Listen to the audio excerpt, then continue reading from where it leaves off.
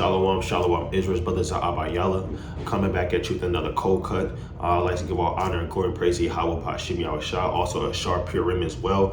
For those that are keeping the day of Mordecai through the Spirit, shout out to the men, double honors to the men, right, out there on the highways and byways, pushing this truth and honesty and sincerity. The mighty Akwath as well, guiding their households, bearing the burdens of education, shalom, shalom, and the mighty children as well, abiding their parents' households, abstaining from the peer pressure of this world, shalom, shalom. This cold cut is going to be going into, brotherly love and sisterly love, especially in these last days.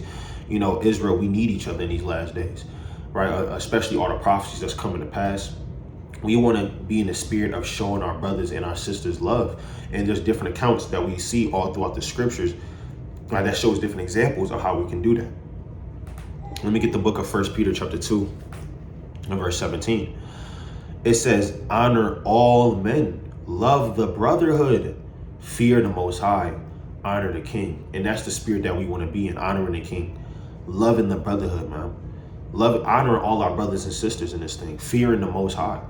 We want to be in that spirit and we want to move in that spirit, especially during Purim. We want to give charity, alms to our brothers that may not got it, brothers that may not, brothers that may not have it through the spirit. We showing that brotherly love and that kindness, right? That's what this day is about.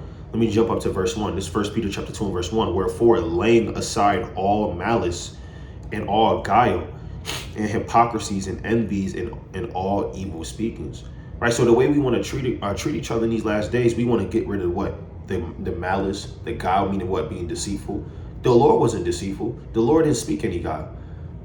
Right? And it says, and hypocrisies, being a hypocrite, envyings, and evil speaking behind your brother's back, saying certain things that may not be true, right? Not having secret envyings and jealousies towards another brother for what he may have, what he may do, right? We don't want to be in that spirit, right? Because that's what Saul was in. Let me go to 1 Samuel chapter 18.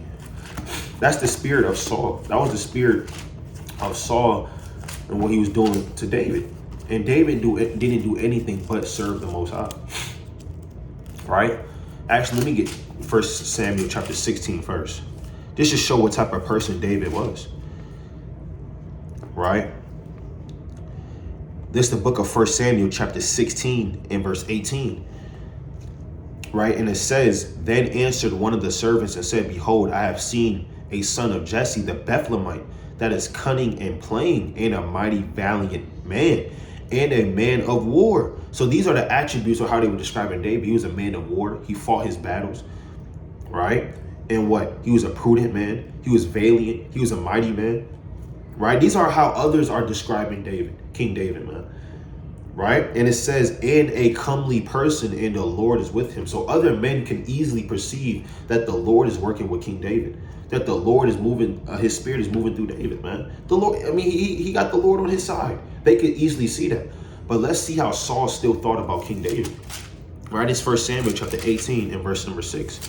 And it says, and it came to pass as they came when David was returned from the slaughter of the Philistine. Right? They just went to war against the Philistines. David did a mighty job on defeating the Lord's enemies, man, helping defeat the Lord's enemies. Right? And it says the slaughter of the Philistine, that the women came out of all the cities of Israel singing and dancing to meet King Saul with tabrets, with joy, and with instruments of music. And the woman answered one another as they played and said, Saul hath slain his thousands and David his 10,000s. Right? So they singing a song. David slew 10,000s and Saul still slew his thousands. Right? Well, that's what they're saying. There's no reason to get mad about that. There's no reason to feel any envy out of that. Your soldier just slew 10,000s of men for Yahweh Bashim Yahushua. He's on your team. Right? What are you getting envious of him for? Right? That's like you playing a sport and your teammate scores more touchdowns than you. Right? And you have people lifting him up. Right? Yeah, he helped lead the team to the victory. You're supposed to be also help lifting him up. You're supposed to be also encouraging him as well, not looking at him with an evil eye, as it's about to say. Right? And it says, verse 8, and Saul was very wroth, and the saying displeased him. And he said, they have ascribed unto David 10,000s, and to me they have ascribed but thousands. And what can he have more but the kingdom? right? So what can he have more but the kingdom? What type of spirit is that? Your enemies just got slew. His hatred for his enemies is not greater than his hatred towards his own brother for doing a great job.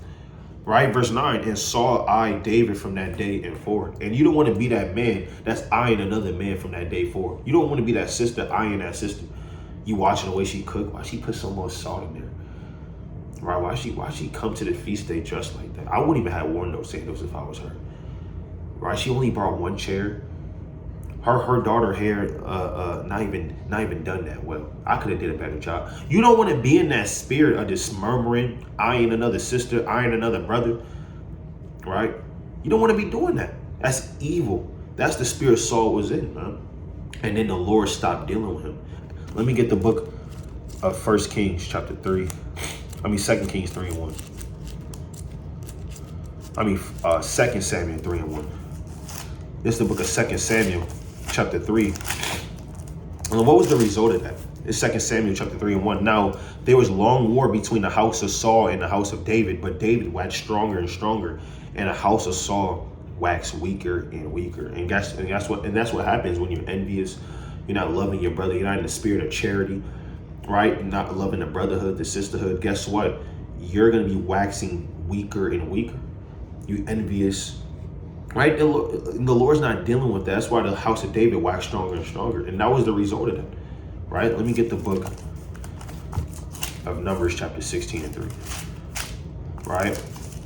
It's the book of Numbers chapter 16 and verse number 3. Now Korah, the son of Izhar, the son of Kohath, the son of Levi, and Dathan and Abiram, the sons of Eliab, right, and On, the son of Peleth, sons of Reuben, took men. So Korah, Dathan, right, Abiram, right, Peleth, these men took other men with them, right? They conspired together. They had an evil council, and then they started recruiting different men, right? Verse 2, and it's going to tell you, and they rose up before Moses with certain of the children of Israel, 250 princes of the assembly, famous in the congregation, men of renown. These weren't no ordinary men. These weren't your average Joes. All right, Salak. These weren't your just average men. These are 250 princes, renowned men, elders, right? Judges.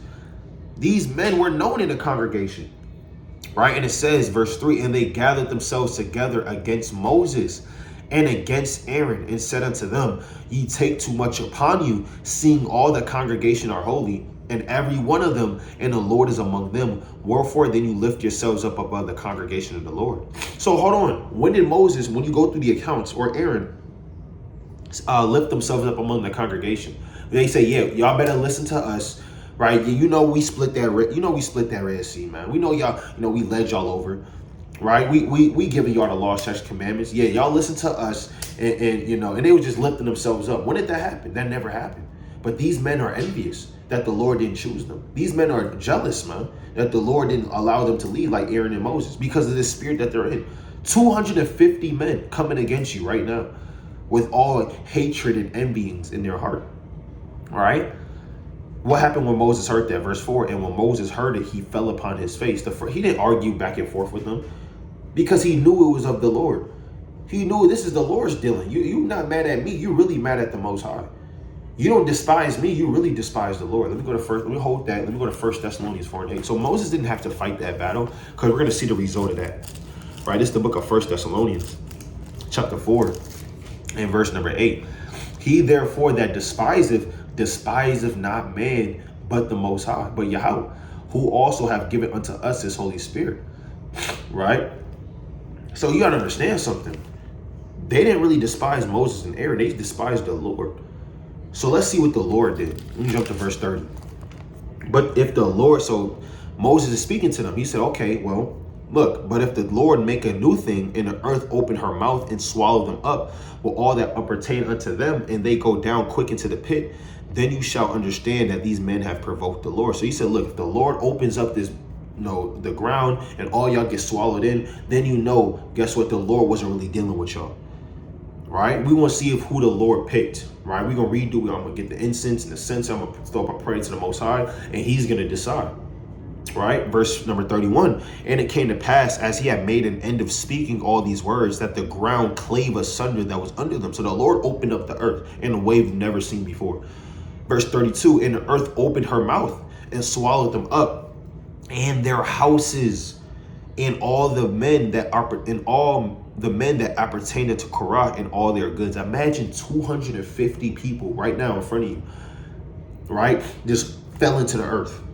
That's something you can't even really imagine. 250 people falling into the earth, right? And it says in verse 34, and all Israel, verse 33, they and all that pertained to them went down alive into the pit, and the earth closed upon them, and they perished from among the congregation. The earth just closed up, right? Verse 34, and all Israel that were round about them fled at the cry of them, and they said, lest the earth swallow us up also. And there came out a fire from the Lord. So the Lord not done. He killed 250 people and shut up the earth, and then fire came down from heaven. This is the Most High. This is the living God. This is what happens when you envious and you come and speak against the Lord's anointed. These men obviously perished and waxed weaker. Right? Moses and Aaron, Aharon, waxed stronger. Right? He's going to say, verse 35, and there came out also a fire from the Lord and consumed the 250 men that offered incense. So the Lord, he utterly embarrassed these men and their families for coming against Aaron and Moses, man. That's what happens when you become envious. The Lord got judgments for you, right? The Lord got judgments for you, right? If you're envious, you speaking against your brother, right? You accepting persons. When you're doing all these, you don't correct your brother. You're not fulfilling Leviticus chapter 19, verse 17. Let me get that real quick. You're not correcting your brother. You have a respect towards man. You're a yes man. That doesn't show love. Right? This Leviticus 19:17. Thou shalt not hate thy brother in thy heart. Thou shalt in any wise rebuke thy neighbor and not suffer sin upon him. Because what that shows, if you're not correcting your neighbor, you're not you damn respecting of persons. That brother may have a name, whatever the case may be. You don't want to offend that brother. Well, you still not loving your brother, right? Because you're suffering sin on your neighbor, even though you see that sin. Right? Let me go to the book of Sirach, chapter 20 and 22. Right? This is the book of Sirach. You have to correct your neighbor. Right? This is Sirach, chapter 20 and 22. And it says, there is that destroyeth his own soul through bashfulness, and by accepting of persons overthroweth himself. Because if you start to accept persons, the Most High gonna overthrow you. Because that's evil. The Lord told you what to do in Leviticus 19:17, but the Lord he gonna overthrow you if you start accepting persons. You fear in the face of man, right? You don't want to offend that brother. You don't want that. You don't want any conflict with that brother. Well, I don't want to hurt his feelings. We may get into an argument. The Lord don't care about none of that. If you see your brother as sin, you better correct your brother, or the Lord gonna overthrow you. Let me go to Sirach 4 and 22. All right, this is the book of Sirach, chapter 4 and verse 22. Accept no person against thy soul, and let not the reverence of any man cause thee to fall. Because that's what will happen. You start to reverence men, the Lord, he will have you fall. He will have you stumble. All right, the Lord, he will have you perish in all the congregation. Guess what? Those 250 men, some of those men was like, they got to be right. That's Korah and Dathan. They the sons of Levi. No, they got to be right. Let's go follow those men. I'm led to believe 250 of those men just went to follow those men, and they all died. Right? They all just perished. Right? And the Most High allowed them to fall. The Lord overthrew some of those men just for following different men. One of those men should have corrected Korah and Dathan. Hey, who you talk? Don't you know that's the Lord's anointed? Did the Most High come to you in a burning bush? He didn't do that, did he? Right? So let's listen to what Moses and Aaron has to say. They're the ones making intercession for us. Right? They're the ones doing these different things. Let's just submit and see what's going on. Right? Follow the commandments of the Most High and just have the faith. And they should have been killed right there. But these men followed evil. They didn't correct their neighbor. They didn't correct their brother. So the Lord overthrew them all. All right? Let me go to the book of Sirach, chapter 20 and verse 2. Actually, I'm going to read this again. Sirach chapter 4 and 7. I'm going to read this again. Right? And it says, accept no person against thy soul, and let not the reverence of any man cause thee to fall. Right? And we don't want any man to cause us to fall through reverence. Let me go to the book of Job, chapter 2. Job, chapter 32. Shalaki. It's the book of Job, chapter 32. And I'm going to start at verse number 20. Actually, I'm going to start at verse number 6. And it says, and Elihu, the son of Barakel, and the Buzite answered and said, I am young and you are very old. Wherefore I was afraid and does not show you mine opinion. And that may happen where a brother, he may be a little bit younger, and you probably got an elder that's been in this thing for, for years on end, right? That, is known amongst the congregation, but that elder may go off. That elder may, say something out of line. He may, he may sin. He may do something, right? And you have to correct him. And you may be a young man. You may be afraid and say, well, I don't want to show my opinion. I don't want to just speak up like that. Well, hold on. You gotta have no reverence for any man, because that will cause you to fall. So this is what Elihu was gonna say, right? Verse 7. I said they should speak, in multitude of years should teach wisdom. But there is a spirit in man, and the inspiration of the Almighty giveth them understanding. Great men are not always wise, neither do if the age understand judgment. Yeah, just because you have 60, 80 years under your belt, that don't mean you always wise, man. You can be an old fool. Even elders can go off, man. Respect to the elders, but they can go off too. We all can go off. Right? Nobody's perfect in this thing, man. We're striving for perfection. Right? Verse 10, therefore I said, hearken to me, I will also show mine opinion. Let me jump down to verse number 21. Let me not, I pray you, accept any man's persons, neither let me give flattering titles unto man. Right? And Job was a great man. Job had sheep, oxen. He gave out wisdom, lots of sons and daughters. He was known, right, in the East. Job was known. But hey, guess what?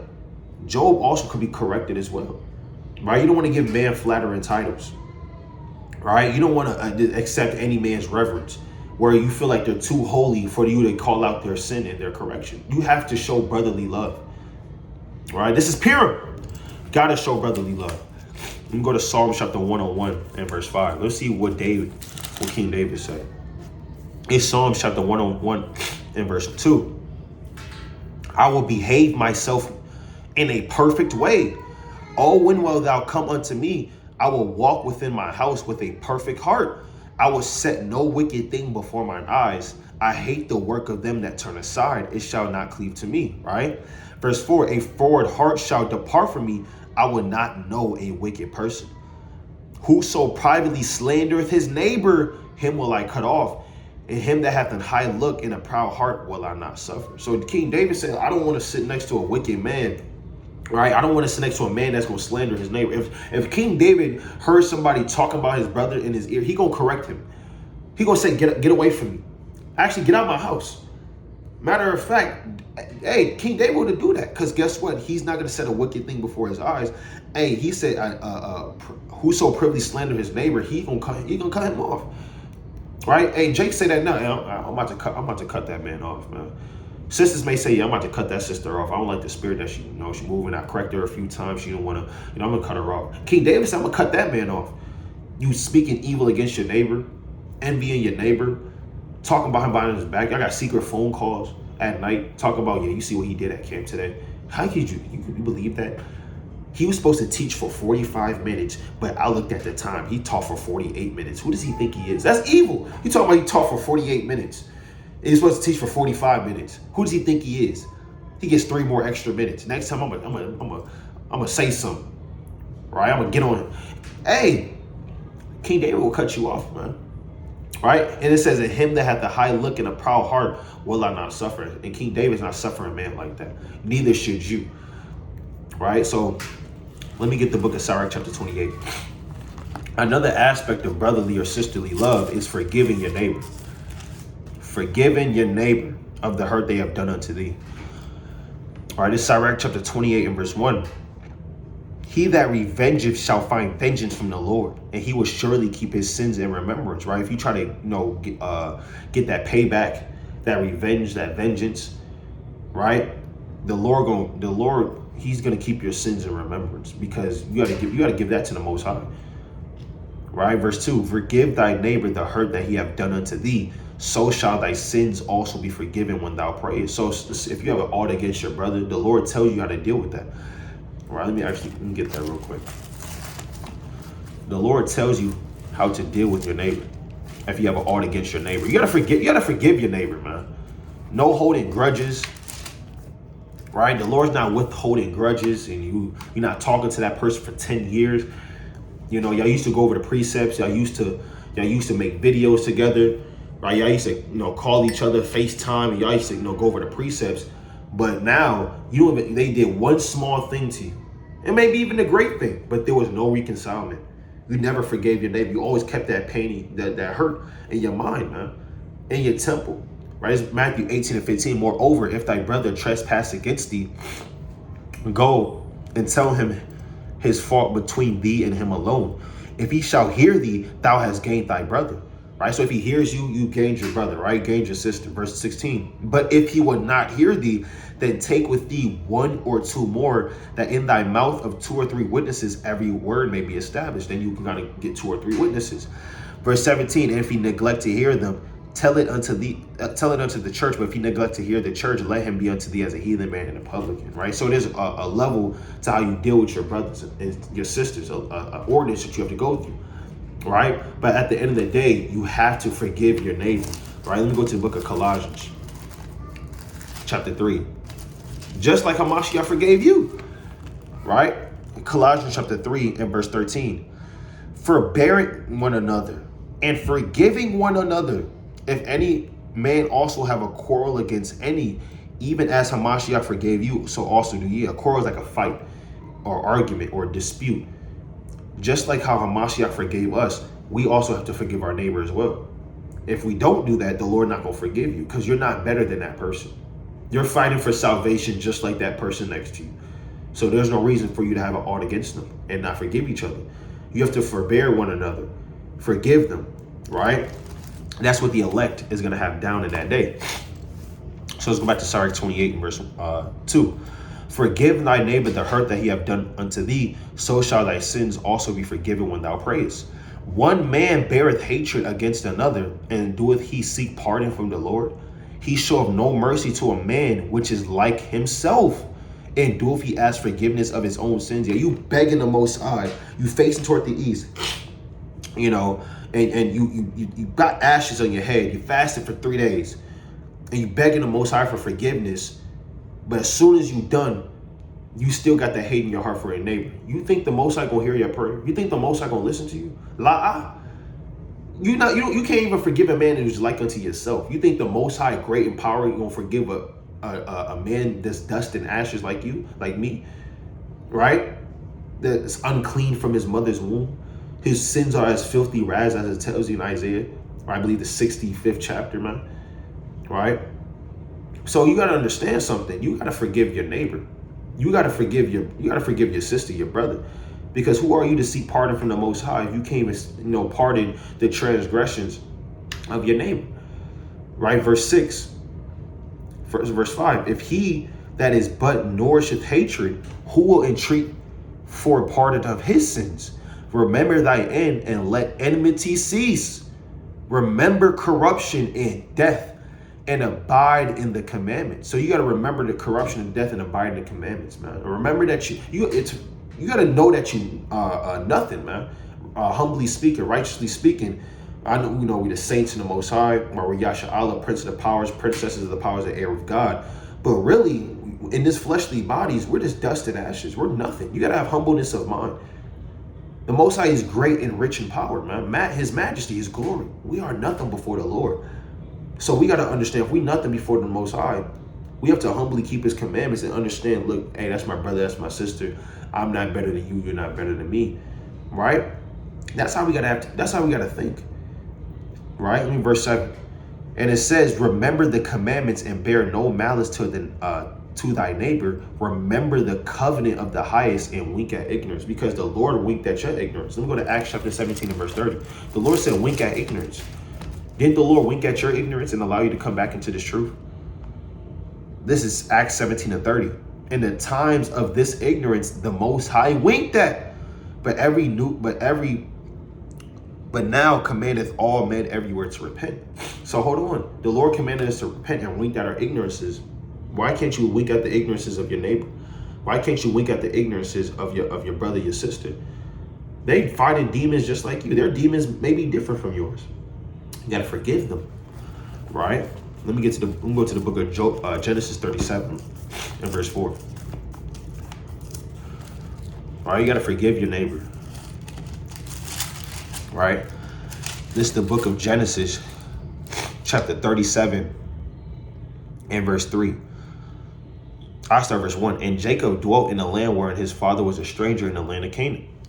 These are the generations of Jacob. Joseph, being 17 years old, was feeding the flock with his brethren, right? So these young men, teenagers, he's 17 years old, feeding the flock, right? And it says was feeding the flock with his brethren, and the lad was with the sons of Bilhah and with the sons of Zilpah, his father's wives. And Joseph brought unto his father their evil report.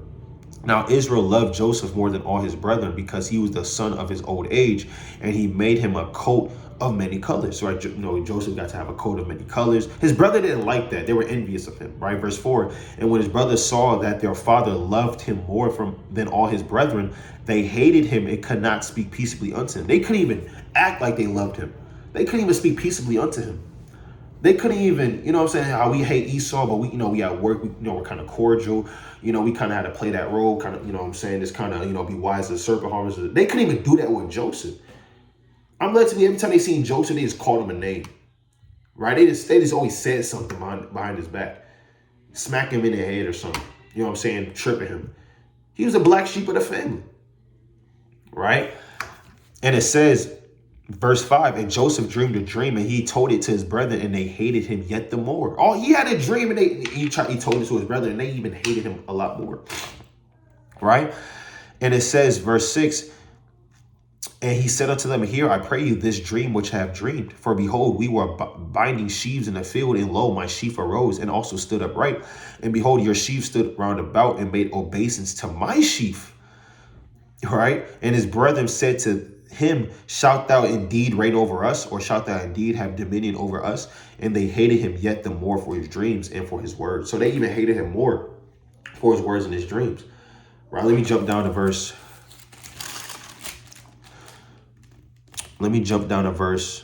25.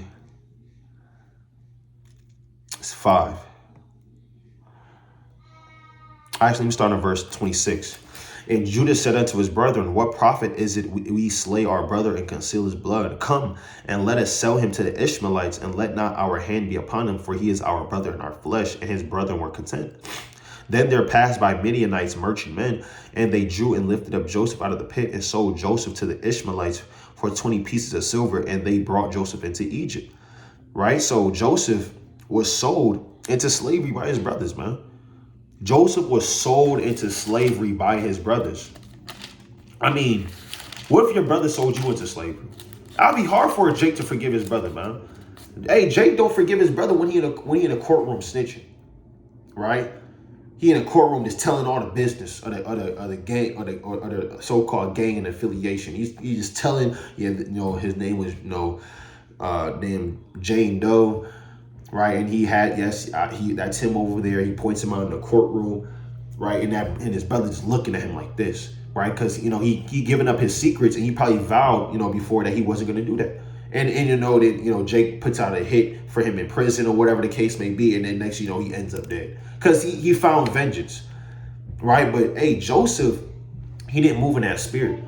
He didn't move in that spirit of vengeance. He didn't move in that spirit of hatred. Right, he gonna seek out revenge to his brothers for selling him to slavery, because Joseph remained spiritual. This Genesis chapter 45 and verse 1. Then Joseph could not refrain himself before all them that stood by him, and he cried, cause every man to go out from me. And there stood no man with him, while Joseph made himself known unto his brethren. And he wept aloud, and the Egyptians in the house of Pharaoh heard. And Joseph said unto his brethren, I am Joseph, doeth my father yet live? And his brethren could not answer him, for they were troubled at his presence. Yeah, because you sold him into Egypt, but Joseph rose up through the ranks, and now he's Lord over Pharaoh's house. And his brethren, they didn't recognize him. It's been so long. It's been a lot of years. And as soon as he reveals himself, they couldn't believe it, man. He's treating them well. He's letting them eat, right? Verse 4, and Joseph said unto his brethren, come near to me, I pray you. And they came near, and he said, I am Joseph, your brother, whom you sold into Egypt. Man. Now therefore be ye not grieved, nor angry with yourselves that you sold me thither, for Yahweh did send me before you to preserve life. And Joseph understood the reason why he was sold into slavery. Joseph wasn't petty. He didn't look at the things just on an outward view. He's seen the spirit behind things. Yeah, it's easy to say, yeah, I was sold into slavery, and my brother sold me into slavery. No, it was the Most High that did that to preserve life for them down the line. And Joseph, he was spiritual enough to understand that. But you got to be a spiritual man, right? Verse 6, for these 2 years hath the famine been in the land, and yet there are 5 years in the which there shall neither be earing nor harvest. And the Most High sent me before you to preserve you a posterity in the earth, and to save your lives by a great deliverance. So Joseph was in that spirit of, understanding why the Most High did that. He was in the spirit of forgiveness. And that's the spirit we also want to be in, is in that forgiveness spirit as well. Forgiving the ought against your neighbor, whether it be a family member, whether it be a brother or sister in this thing, right? At the end of the day, we all fight for this kingdom, right? We want to be in the spirit of our fathers, right? Let me go to Jeremiah 6 and 16 just real quick. The reason why we read these accounts is because the Lord said you got to look at the generations of old, man. How are they so good? How are they so good with the Lord? How is Abraham a friend of the Most High? Right? How is Joseph beloved in the Most High? Jacob, Isaac, Abraham. How is our father so good with the Lord? This is Jeremiah chapter 6 and verse number 16. Thus saith the Lord, stand ye in the ways and see, and ask for the old paths, where is the good way, and walk therein, and you shall find rest for your souls. But they said we will not walk therein. So we're going to find rest for our souls if we just mimic what our fathers did, with how they conducted themselves and how they conducted with each other, man. Right? Let me get the book of Matthew chapter 26 and 47. All right? And we also look at different examples of how not to be, right? Let's go to this man Judas. Let's see what type of brother he was. This is Matthew chapter 26 and verse number 47. Actually, let me start at verse.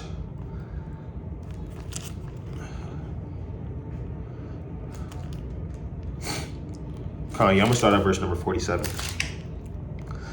And it says, and while he yet spake, lo, Judas, one of the 12, came, and with him a great multitude with staves and multitude with swords and staves from the chief priests and elders of the people.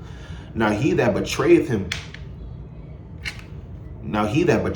gave them a sign, saying, whomsoever I shall kiss, that same is he, hold him fast. So Judas, he came with a great multitude of people that wanted to kill the Lord and sold the Lord out. All right. And basically said, hey, I'm going to give you a sign to identify the Lord. Let's see what this wicked man did. Verse 50, verse 49. And forthwith he came to Yahushua, said, hail, master, and kissed him. Do you really think Judas thought of the Lord as his master? Do you really think Judas thought the Lord as his master? And he kissed him to show that so-called brotherly love. He was being deceitful. He was being fake. Right? Verse 50, and Yahushua said unto him, friend, wherefore art thou come? Then came they and laid hands on Yahushua and took him. I mean, the Lord still called him a friend. The Lord still called him a friend. What does it mean when the Lord calls you a friend? Let me go to the book of John, chapter 15. The Lord knew Judas. He knew his spirit. But the Lord moved in the spirit of brotherly love all the way into the end. This John chapter 15 and verse 13. Greater love have no man than this, that a man laid down his life for his friends. You are my friends if you do whatsoever I command you. So the Lord said, friend, wherefore art thou come? He still thought of Judas in a way of he will lay down his life for him. That's deep. The Lord called Judas a friend, and we know the Lord laid down his life for his friends.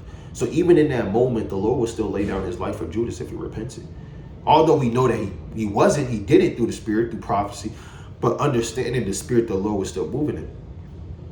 All right, verse 51, Matthew 26 and 51. Actually, kind of that's it on that.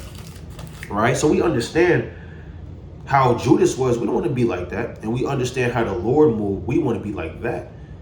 Right? Even moving in the spirit of brotherly love and friendship all the way into the end. Even if your brother does betray you, right? You don't want to have that heart of evil and hatred nourished up in you. All right, let me go to the book of John, Sirach, chapter 6 and verse 10. All right. This is the book of Sirach, chapter 6 and verse 10.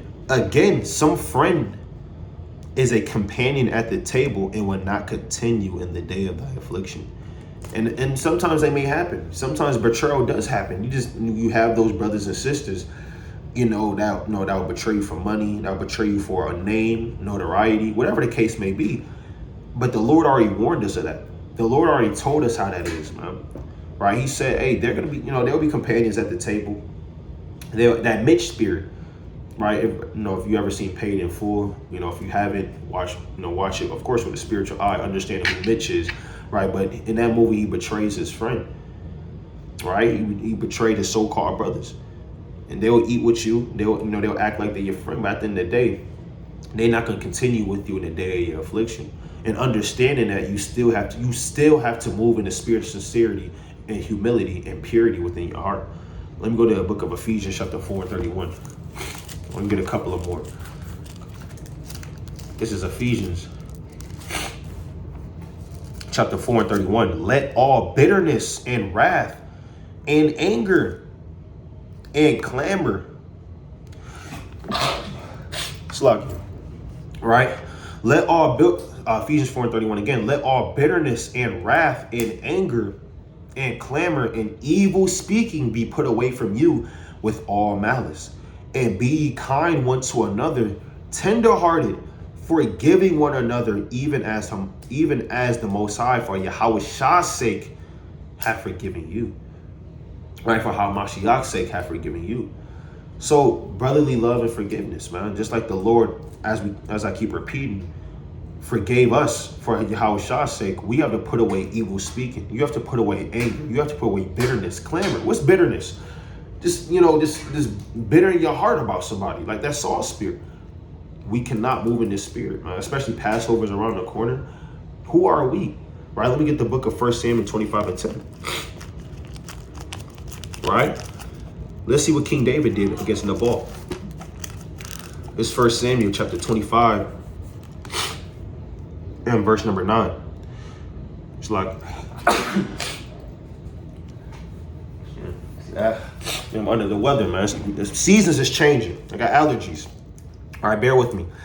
This 1 Samuel chapter 25 and verse 8. Ask thy young men, and they will show thee wherefore. Let the young men find favor in thine eyes, for we come in a good day. Give, I pray thee, whatsoever cometh to thine hand unto the servants and to thy son David. So these men came to Nabal, was asking a certain thing of him, right? But let's see what Nabal said. Verse 9, and when David's young men came, they spoke to Nabal according to all the words in the name of David, and it ceased, right? So they kind of, petitioned what they wanted from Nabal. All right, this was Nabal's answer. Verse 10, and Nabal answered David's servants and said, who is David? Who is the son of Jesse? There be many servants nowadays that break away from every man from his master. So everybody knew who King David was in the land. They knew he was anointed king, right? They knew that David served Saul in his kingdom, but he's basically saying, man, who's King David? There be many men that break away from their masters these days, because there's a law regarding if you break away from your master, you can't deliver him back, right? So he's basically acting like he didn't even know who King David was, speaking down on his name. Like King David wasn't going to be wasn't going to be king over the land, right? He's just being petty, right? He's being bitter, right? Verse 11. Shall I then take my bread and my water and my flesh that I have killed from my shears and give it unto men whom I know not whence they be? He says, so I'm going to take the things that I got and give it to a man I don't even know who this man is. Right? Verse 12. So David's young men turned their way and again came and told all the sayings. right? So his young men told all the sayings back to David. Listen what David did, verse 13. And David said to his men, gird you on every man his sword. And they girded on every man his sword. And David also girded on his sword. And there went up after David about 400 men and 200 bow by the stuff. So David took 400 warriors with him to see if he was going to say the exact thing to David's face. David went to see what it was about. Oh, okay, well, all right, well, let's go see what this is about. And he rode up on him. Verse 14. But one of the young men told Abigail, Nabal's wife, saying, behold, David sent messengers out of the wilderness to salute our master, and he railed on them. This is King David's servants.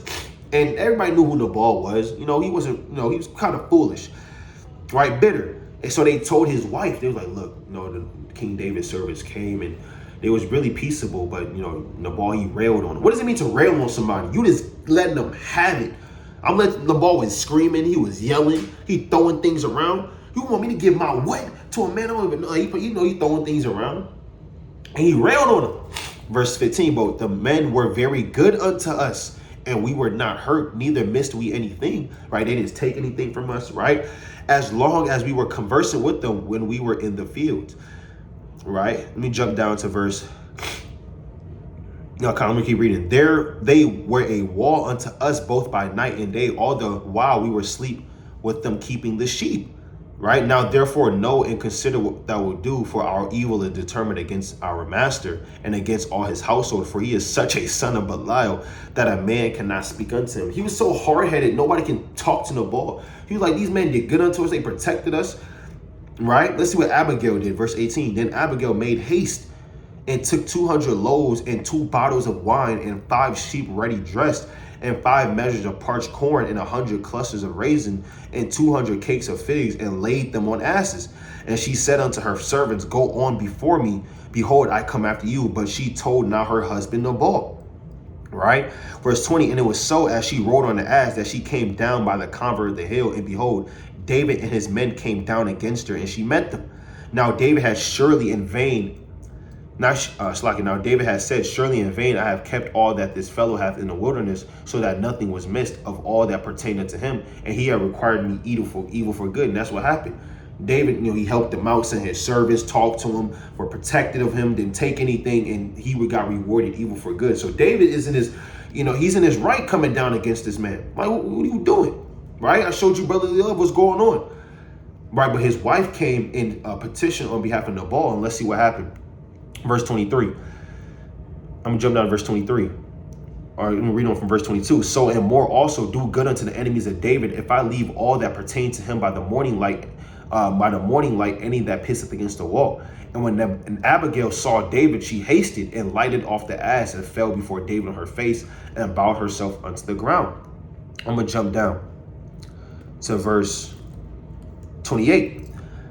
Right, this is what she said. I pray thee, forgive the trespass of thine handmaid, for the Lord will certainly make my Lord a sure house, because my Lord fight up the battles of the Lord, and evil have not been found in thee all thy days. So she's asking for forgiveness from King David for what her foolish husband, had treated his men. Verse 29. Yet a man is risen to pursue thee and to seek thy soul, but the soul of my Lord shall be bound in the bundle of life with the Lord thy God, and the souls of thine enemies from the soul of thine enemies, them shall he sling out as out of the middle of a sling.